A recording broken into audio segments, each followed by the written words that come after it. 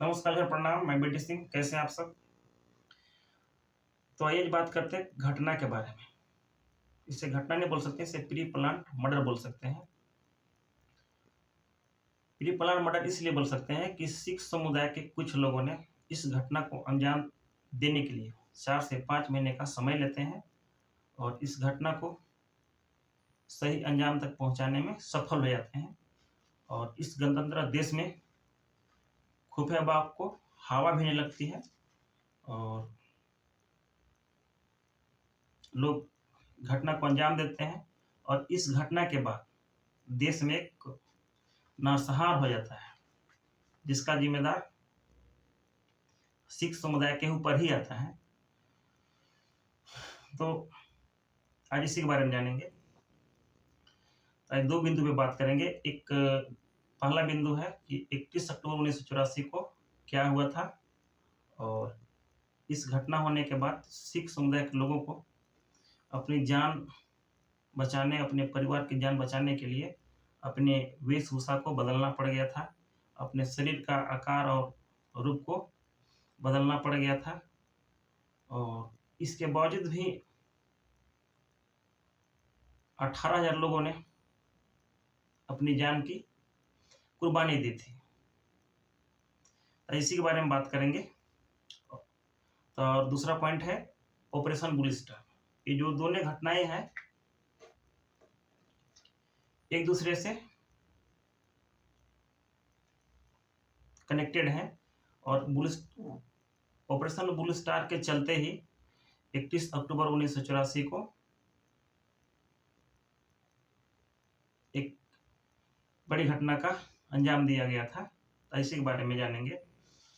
तो 1984 को यानी 31 अक्टूबर 1984 क्या हुआ था? तो 31 अक्टूबर 1984 को पूर्व प्रधानमंत्री इंदिरा गांधी की हत्या 31 अक्टूबर 1984 को नई दिल्ली के सफदरगंज रोड स्थित उनके आवास पर सुबह 9:30 पर उन्हीं के बॉडीगार्ड के द्वारा सतवंत सिंह और बेअंत सिंह के द्वारा गोली मारकर हत्या कर दी थी।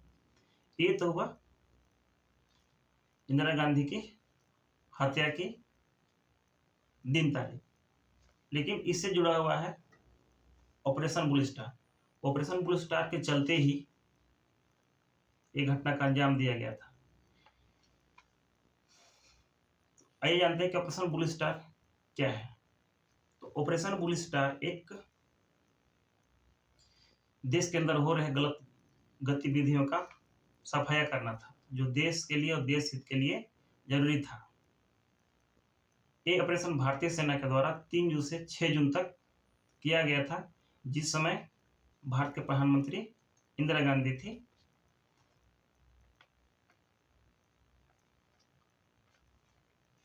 अंत में खुफिया विभाग को पता चलता है कि भारत पंजाब के अमृतसर में खालिस्तानी समर्थक और जनरल सिंह भिंडरावाले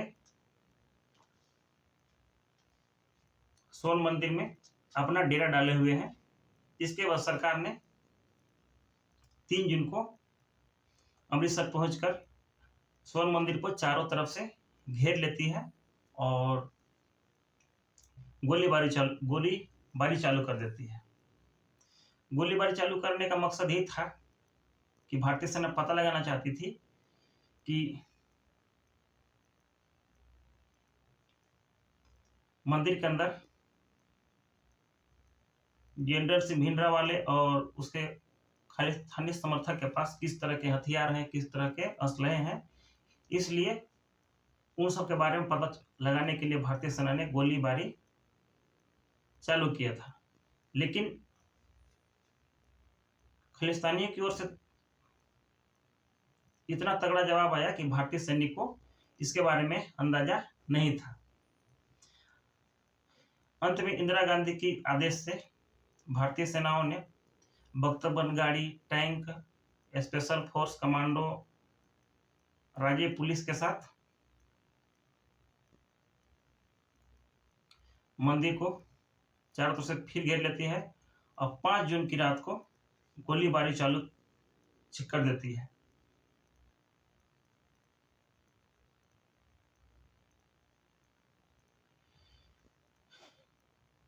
सिखों के लड़ाकों तथा भारतीय सेना के बीच घमासान फायरिंग होता है। फायरिंग इतना जबरदस्त, फायरिंग इतना घमासान था कि जान माल की क्षति बहुत हो जाती है और इलाके में दहशत फैल जाती है।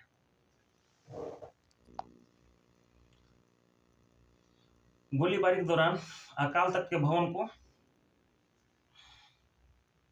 जो धार्मिक रूप से बहुत महत्वपूर्ण था और सैन्य और खालिस्तानियों के चलते नुकसान हुआ था, लेकिन भारत सरकार ने इसे पुनः ठीक करवाया था। रिपोर्ट के मुताबिक के अनुसार स्वर्ण मंदिर पर भी गोलियां चली थी। ऐतिहासिक दृष्टि से महत्वपूर्ण सिख पुस्तकालय जल गया था।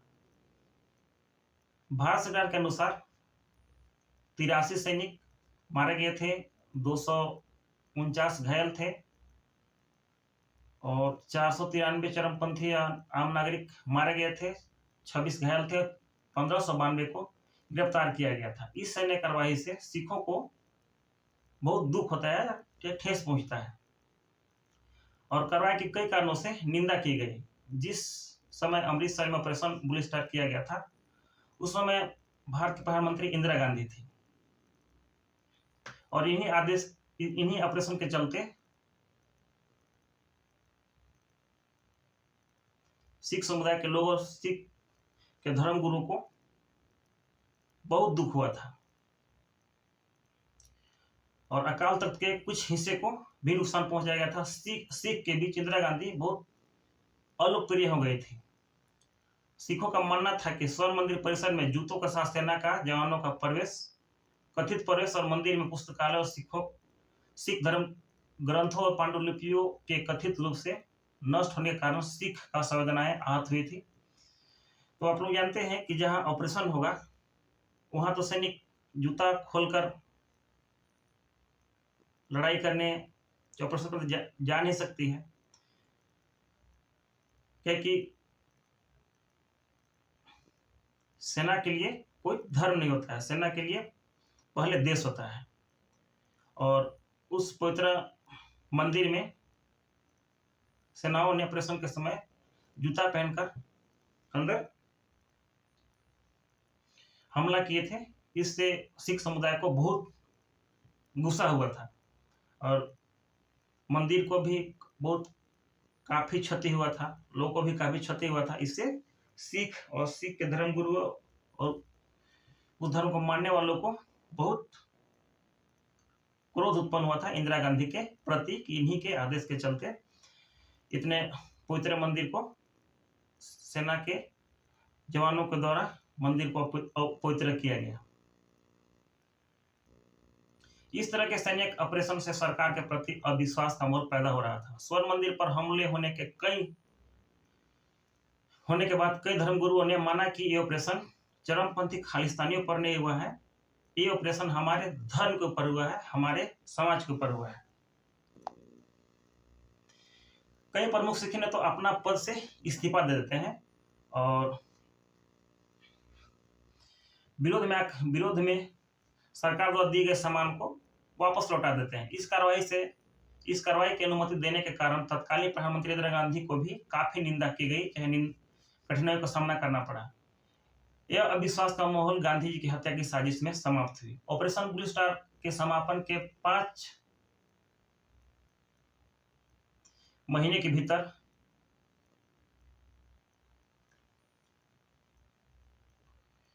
सिख और खालिस्तानियों ने इंदिरा गांधी को मारने का प्लान तैयार कर लिया था। जिस समय खालिस्तानी समर्थक और सिख समुदाय के लोगों ने इंदिरा गांधी को मारने का प्लान बना रहे थे, उस समय सूचना आयोग और खुफिया विभाग को पता चल गया था और इन्होंने सरकार को आगाह किया था कि हमारे प्रधानमंत्री की हत्या होने वाली है या हत्या हो सकती है। इसके बाद सरकार ने सिखों की उस निजी अंगरक्षक टुकड़ी को हटा दिया, लेकिन इंदिरा गांधी की राय थी कि उनकी सिख विरोधी छवि जनता के बीच मजबूत होगी और उनके राजनीतिक विरोधियों की मजबूती मिलेगी। अंत में उन्होंने विशेष सुरक्षा दल को अपने सिख अंगरक्षक को फिर से बहाल करने का आदेश दे देती है। जिससे बेअंत सिंह और सतवंत सिंह दोनों शामिल थे और दोनों सिख समुदाय से थे। 31 अक्टूबर 1984 को उसी दिन ड्यूटी पर दोनों तैनात थे। सतवंत सिंह का उम्र लगभग 22 साल बताया जाता है। जब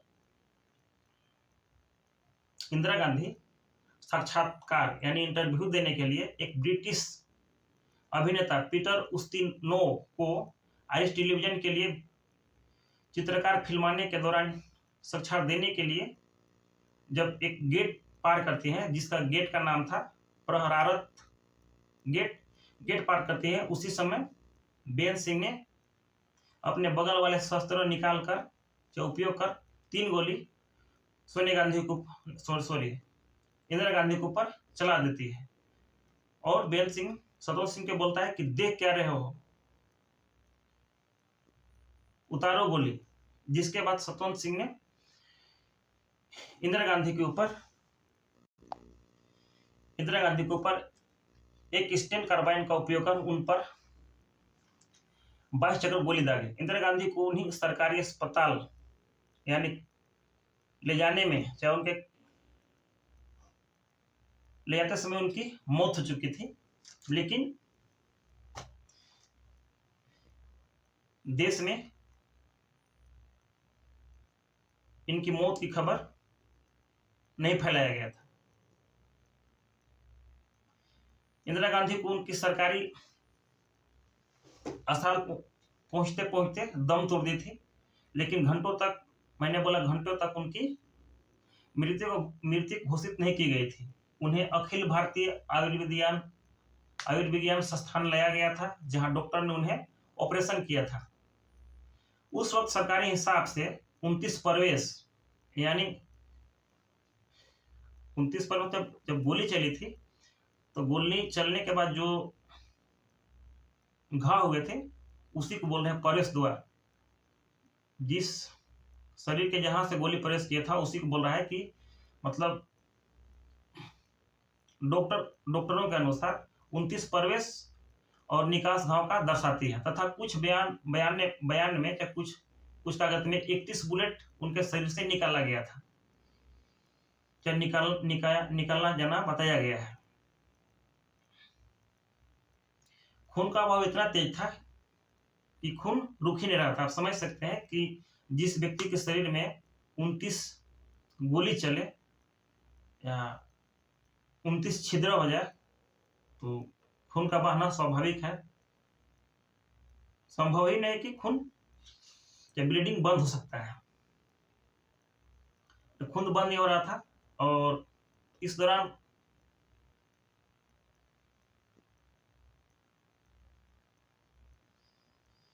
इंदिरा गांधी को जो भी मेडिकल सुविधाएं होती है सारा चीज उपलब्ध जाती हैं।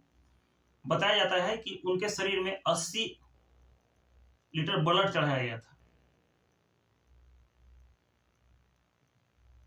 खून का बहाव बंद नहीं हो रहा था, जिससे चलते उनको 80 लीटर ब्लड चढ़ाया गया था। उसके बाद अखिल भारतीय आयुर्विज्ञान संस्थान नई दिल्ली ले जाया जाता है, जहां डॉक्टर ने उन्हें ऑपरेशन किया। उन्हें 2:20 में मृत घोषित कर दिया गया। उनके शव को 1 नवंबर की सुबह दिल्ली के रास्ते होते हुए 3 मूर्ति भवन ले जाया गया, जहां उनके शव को सम्मान और जनता के दर्शन के लिए रखा गया। 3 नवंबर को राजघाट के पास उनकी अंतिम संस्कार किया गया और इस स्थान का नाम शक्ति स्थल रखा गया और उनके बड़े बेटे उत्तराधिकारी राजीव गांधी ने चिता को अग्नि दी थी। ये थी हमारे शक्तिशाली प्रधानमंत्री की हत्या, जिन्होंने देश हित के लिए, राज्य हित के लिए ऑपरेशन ब्लू स्टार चलाया और जिसके बदले सिख धर्म के कुछ लोगों ने इन्हें अपने धर्म को अपमान मानकर साजिश तहत उन्हें गोली मार दी और इन्हें मौत को गले लगाना पड़ा। ये थी हमारे बहादुर इंदिरा गांधी की कहानी। लेकिन इसके बाद क्या होता है, इसके बाद मैं थोड़ा सा आगे और बता देना चाहता हूं। जब राजीव गांधी प्रधानमंत्री बनते हैं। इसके बाद देश में एक दंगा भड़कता है 1984 में, जिसे सिख दंगा के नाम से जानता है। उस समय लोगों ने गलत अफवाह फैलाकर सिख लोगों को देश के कोने कोने में चुन चुन कर मारने लगते हैं। बच्चे को, बूढ़े को, औरतें को, जो भी सिख समुदाय से मिलते हैं उन्हें मारने लगते हैं। सिखों को देश में रहना मुश्किल हो गया था। कुछ सिखों ने इस कांड में शामिल था, यानी 4 या 5 सिख बताए जाते हैं। दो तो मैंने आप लोग बता दिया कि सतवंत सिंह, बेअंत सिंह जो इंदिरा गांधी के पर्सनल अंगरक्षक थे, 2 तो ये थे और 2 और कोई बताए जाते हैं।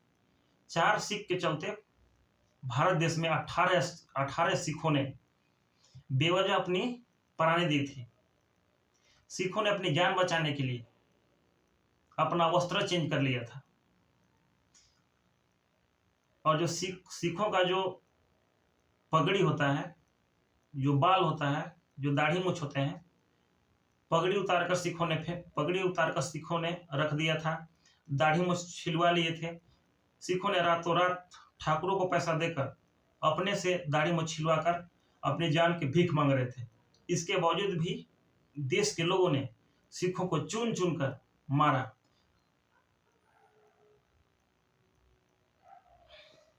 सरकारी कागज के अनुसार 3,350 लोगों की मृत्यु बताई जाती है, लेकिन ये मृत्यु गलत है।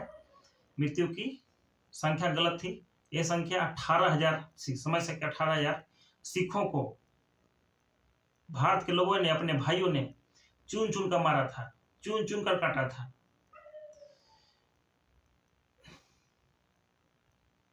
और सिखों ने अपनी जान तो दी, लेकिन अपने संपत्ति, अपने मेहनत से कमाया हुआ धन, संपत्ति, जगह जमीन छोड़कर चले गए और आज तक वे अपने धन संपत्ति और जगह जमीन को वापस नहीं ले पाए। ये थी 1984 में घटी हुई घटना। इसलिए समाज को चाहिए कि समाज या धर्म को, कोई धर्म से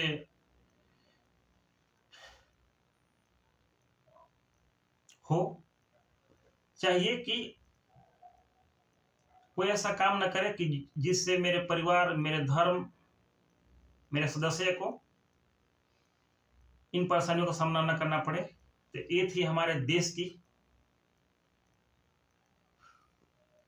एक बुरा दिन, या जो भी आप कर सकते हैं, जो देश को 4 के चलते 18,000 लोगों को अपनी जानें गंवानी पड़ी। इसलिए